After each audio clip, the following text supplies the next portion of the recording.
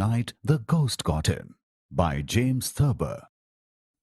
About 1:15 in the morning, I heard a rhythmic, quick-cadenced shuffling around the dining room table. My mother was asleep in one room upstairs, my brother Herman in another. Grandfather was in the attic. I had just stepped out after a bath and was busily rubbing myself with a towel when I heard the steps. The footsteps kept going round and round the table, and on regular intervals a board creaked when it was trod upon. I thought it may be my father or my brother who was expected back from a trip. Then I suspected it may be a burglar or maybe a ghost. I tiptoed to Herman's room. Tss, there is something downstairs. We listened together, but there was no sound. Herman looked towards me suspiciously. He wanted to get back into his bed, but I gripped his arm to get him to stay. Instantly, the steps began again, circled the dining room table like a man running, and the noise started coming up the stairs toward us. Herman rushed to his room and slammed the door. I slammed shut the door at the stairs top and held my knee against it. What on earth are you boys doing? What was all that running around downstairs? Burglars? I'll stay with Mother. She's all excited, said Herman as I asked him to come with me. Don't either of you go a step. We'll call the police. Mother opened up a window of her bedroom, picked up a shoe and rammed it through the pane of glass that separated the two houses. Glass tinkled into the bedroom occupied by a retired engraver, Bordwell, and his wife.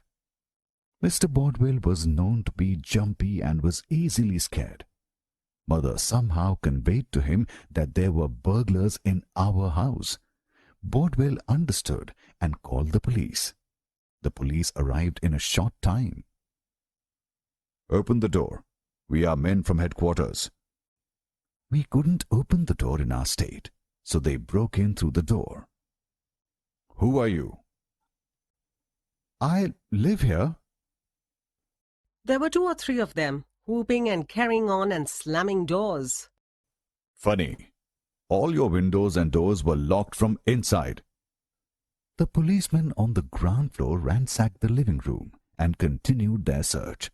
They couldn't find anything suspicious, but suddenly they heard noises from the attic. When they reached there, they were in for a rude shock.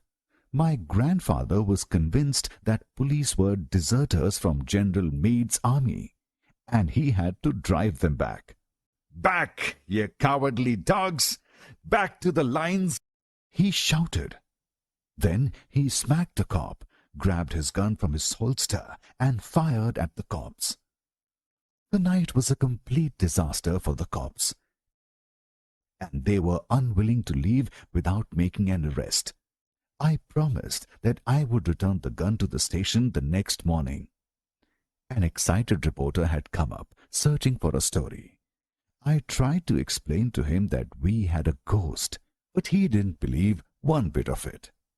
Mother felt sorry for the young policeman who got shot, and we all retired for the night. The next morning, everyone was having their breakfast. Grandfather was fresh as a daisy, with full of jokes. Suddenly, he looked at us. "What was the idea of all them cops tarry-hooting around the house last night?" He had us there.